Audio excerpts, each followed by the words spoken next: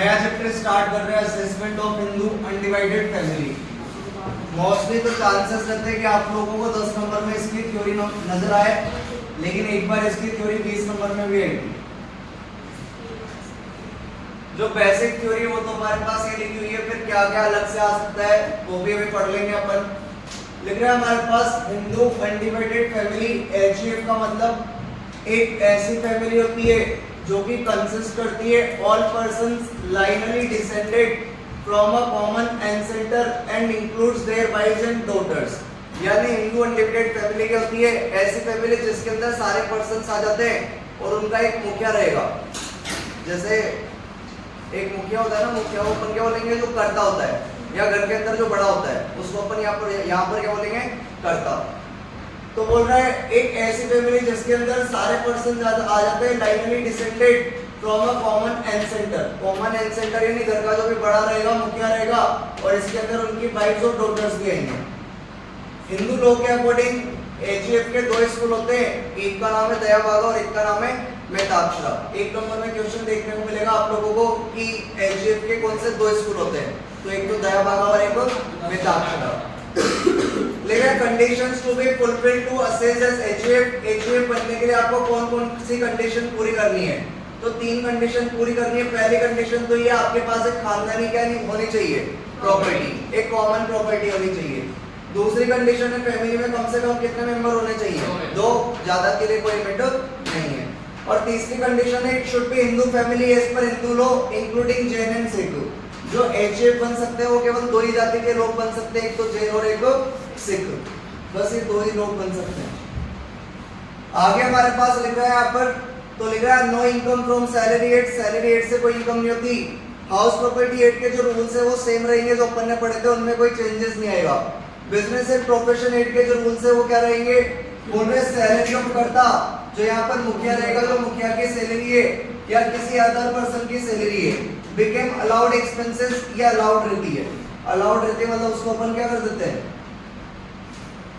Less कर देते हैं। अलाउड एक्सपेंसेस मतलब उसको क्या कर देंगे? लेस कर देंगे।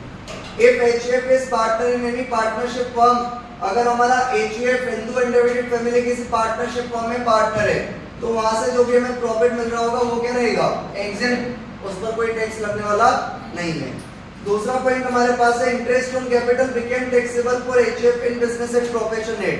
अगर अपन फर्म से इंटरेस्ट ऑन कैपिटल ले रहे हैं तो उसको टैक्सेबल करना है कौन से एड के अंदर? बिजनेस एंड प्रोफेशन एड के अंदर। थर्ड पॉइंट है हमारे पास salary bonus and commission will be taxable for that member who represents the HUF. Firm के अंदर जो बंदा काम कर रहा होगा एचईएफ की तरफ से, और उस बंदे को क्या मिल रही होगी? कोई सैलरी मिल रही है, बोनस मिल रहा है और कमीशन मिल रहा है। तो जो फर्म एचईएफ के मेंबर को जो भी सैलरी बोनस कमीशन मिल रही है वो टैक्सेबल भी किसके लिए होगी? उस मेंबर के लिए। बेसिक चीजें, फिर इसके अंदर क्या चेंज आएगा वो भी देख लेंगे अपन। बोल रहा है कैपिटल गेन के अंदर अभी तक अपन ने जो भी रूल्स वगैरह पढ़े वो सेम ही रहेंगे। अदर सोर्स के अंदर क्या चेंजेस आएंगे? बोल रहा है अगर कोई भी इन्वेस्टमेंट अपन ने करा है एचईएफ के फंड्स से, अगर आपने एचईएफ के फंड्स से कोई भी इन्वेस्टमेंट करा है और उससे अगर अपने को कोई इनकम हो रही है तो टैक्सेबल भी किसके लिए होगी? एचईएफ के लिए। चाहे वो इन्वेस्टमेंट आपने एचईएफ के नाम से खरीदे हो, चाहे वो इन्वेस्टमेंट आपने मेंबर के नाम से खरीदे हो, वो इनकम किसके लिए टैक्सेबल करनी है? एचईएफ के लिए। बोल रहा है अगर कोई भी इन्वेस्टमेंट अपन ने करे, मतलब एचईएफ ने अपने फंड्स में से इन्वेस्टमेंट करा है किसी कंपनी में और उस कंपनी में एचईएफ का कोई भी मेंबर डायरेक्टर बन जाता है उस कंपनी के अंदर, तो बोल रहा है जो भी डायरेक्टर फीस मिल रही होगी उस बंदे को, उस डायरेक्टर को, वो इनकम किसकी मानी जाएगी? एचईएफ की, क्योंकि यहाँ पर फंड्स भी किसका था? एचईएफ का। लिख रहा है any investment made by funds of HUF, अगर अपन एचईएफ के फंड से कोई इन्वेस्टमेंट करें और उस फंड से जो अपन ने इन्वेस्टमेंट करे उस कंपनी में उस एचईएफ का कोई मेंबर डायरेक्टर बन गया, तो डायरेक्टर फीस अपन को मेंबर की नहीं माननी, किसकी माननी है? एचईएफ की। तो टैक्सेबल भी किसके लिए होगी? एचईएफ के लिए। आगे लिख रहा है हमारे पास अगर कोई मेंबर है जो कि मैनेजर या मैनेजिंग डायरेक्टर बन जाता है किसी कंपनी के अंदर उसकी क्वालिफिकेशन की वजह से, तो जो भी सैलरी या डायरेक्टर फीस होगी वो किसके लिए टैक्सेबल करेंगे? मेंबर के लिए, क्योंकि यहाँ पर जो मेंबर डायरेक्टर बना है वो किसकी वजह से बना है? उसकी क्वालिफिकेशन। बोल रहा है अगर कोई फीमेल मेंबर है एचईएफ की जो परचेज करती है कोई भी एसेट बाय हर स्त्रीधन, स्त्रीधन यानी दहेज में से, तो बोल रहा है अगर कोई भी फीमेल मेंबर एचयूएफ की परचेज करते हैं कोई भी एसेट उसके स्त्री धन में से और उस एसेट से उसको कोई ना कोई इनकम होती है, तो इनकम किसके लिए टैक्सेबल होगी? उस फीमेल मेंबर के लिए। बोल रहे एनी मेंबर ऑफ एचयूएफ का कोई भी मेंबर अर्न करता है इनकम को उसके पर्सनल एफर्ट से, स्किल से या प्रोफेशन से या उसके इन्वेस्टमेंट से, तो जो इनकम है वो किसके लिए टैक्सेबल होगी? उस मेंबर के लिए। एक हमारे पास आ जाता है क्वेश्चन, मैंने ग्रुप के अंदर फोटो भेजा है कि कौन कौन से केसेस के अंदर एचयूएफ को मेंबरशिप मिलती है और कौन से केसेस के अंदर उसकी मेंबरशिप सीज कर ली जाती है। तो एक बार मोबाइल के अंदर देखना, इसको भी पढ़ लेते हैं।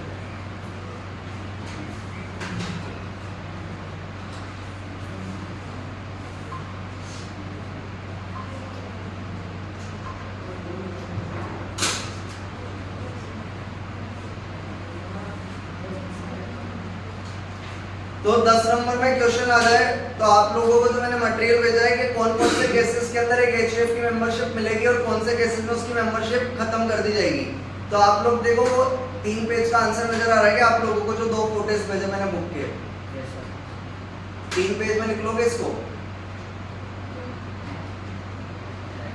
जो 2 फोटोज भेजे मैंने बुक किए वो 3 पेज में आ जाएंगे क्या तुम्हारे?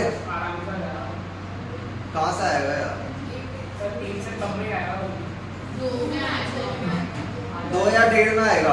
तो फिर आप लोगों को क्या करना है, बाकी का मटेरियल इसमें से लिख के आना है, क्योंकि बनने तो 3 पेज है। अब जो मैंने बुक के 2 फोटोज भेजे आप लोगों को, इतने इतने से फोटोज हैं, तो 3 पेज तो भरने से गए, तो फिर बाकी का जो मटेरियल है वो इसमें से लिख के आना है।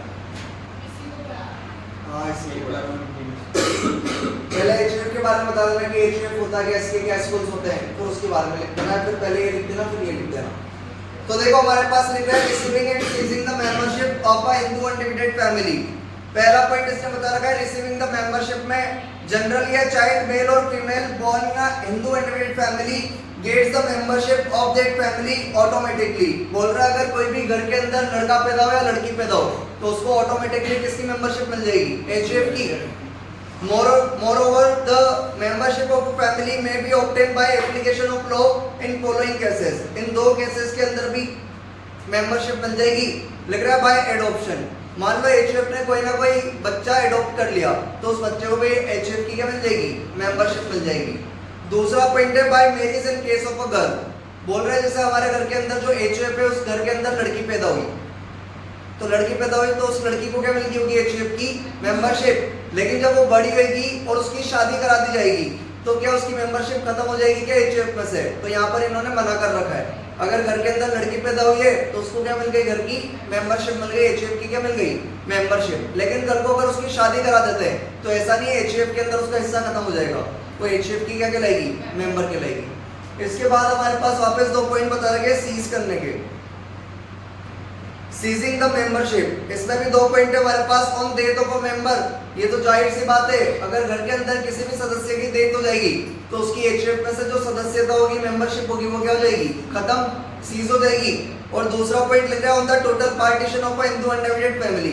मान लो जो फैमिली थी उसके अंदर लड़ाई होगी, सब भाइयों ने अपना हिस्सा अलग अलग कर लिया, जो पूरी प्रॉपर्टी थी उसको बांट लिया, तो टोटल पार्टीशन हो गया।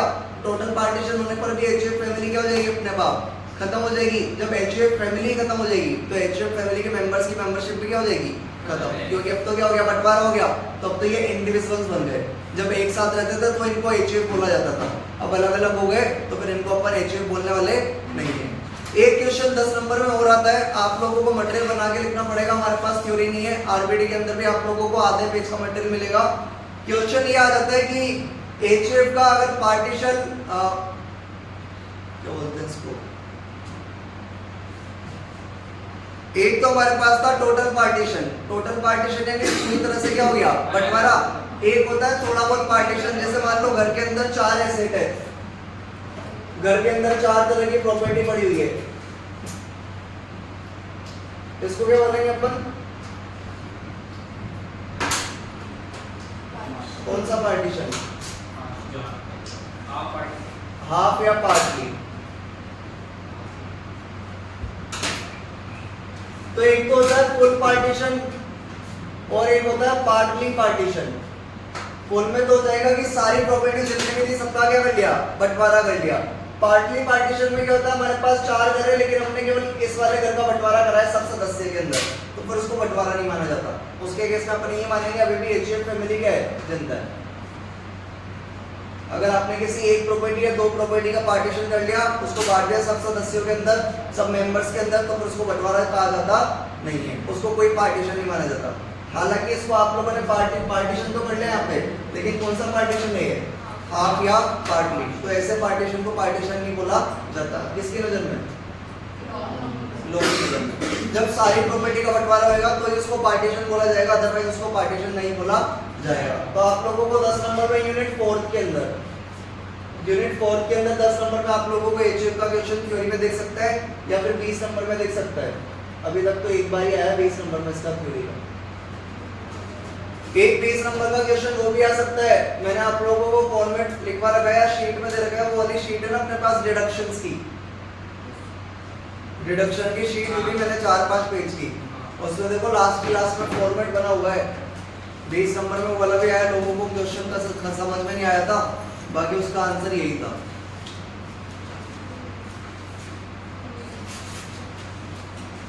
डिडक्शन फ्रॉम जीटीए की शीट दी थी मैंने, उसमें लास्ट 4th पेज पे होगा, लास्ट सेकंड पेज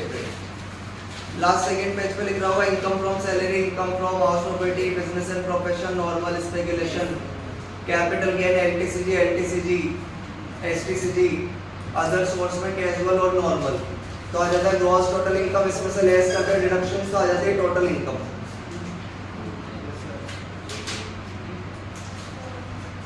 है ना, 20 नंबर में बता रहा हूं मैं, आप लोगों को याद रखना है कि भाई आप लोगों को ये चीज भी याद होनी चाहिए। सेल्फ असेसमेंट पूछा था उसने इंडिविजुअल का, कि टैक्स लायबिलिटी कैसे निकाली जाती है।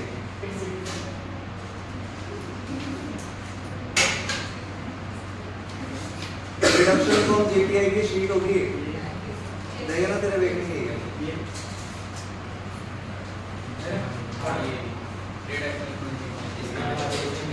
मिल गई। तो लास्ट सेकंड पेज निकाल इसका। तो उसने ये पूछा था अपन से कि टोटल टैक्स लायबिलिटी कैसे निकाली जाती है, एक इंडिविजुअल की टोटल मिला के क्वेश्चन समझ में आएगा तभी आंसर आप लोग लिख पाओगे। तो अपन को पता है 5 तरह के हेड होते हैं, salary, house property, business and profession, capital gain, other source. Salary के अंदर सैलरी आ जाएगी, हाउस प्रॉपर्टी में हाउस प्रॉपर्टी आ जाएगी, बिजनेस एंड प्रोफेशन में 2 टुकड़े कर रखे होंगे, एक तो नॉर्मल बिजनेस और एक स्पेकुलेशन बिजनेस। कैपिटल गेन के अंदर 4 टुकड़े कर रखे होंगे, एलटीसीजी 112A, एसटीसीजी और एसटीसीजी 111A। अदर सोर्स में 2 होंगे, नॉर्मल और कैजुअल। उस आ जाएगा total gross total income, less कर देंगे डिडक्शंस 80C से लेकर 80U तक, तो आ जाएगा हमारे पास टोटल इनकम, और इसको राउंड ऑफ कर देते हैं नियरेस्ट 10 रुपीस के अंदर। और बाकी फिर इसके बाद अगले पेज पे एक फॉर्मेट लिख रहा होगा, टोटल इनकम में ऐड करते हैं agriculture if more than 5000, less करते हैं LTCG, STCG 111A, unexplained sources से इनकम, तो हमारे पास एग्रीगेट इनकम आ जाती है। लिख रहेगा एग्रीगेट इनकम पे अपन टैक्स लगाते हैं, पहले 2.5 लाख पे लगाते हैं अपन कितना 0, अगले 2.5 लाख पे कितना 5%, अगले 5 लाख पे कितना 20%, और बाकी बचे हुए पे 30%। 8 लेस कर देते हैं इसमें से 87A की रिबेट, और एक ऐड कर देते हैं सरचार्ज, तो हमारे पास इनकम टैक्स आ जाएगा। इनकम टैक्स आने के बाद अपन ऐड करते हैं हेल्थ एंड एजुकेशन से, और लेस कर देते हैं अपन टीडीएस, तो क्या आ जाएगा नेट टैक्स पेएबल। तो ये वाला फॉर्मेट भी 20 नंबर में आया होगा, ठीक है। तो ये आप लोग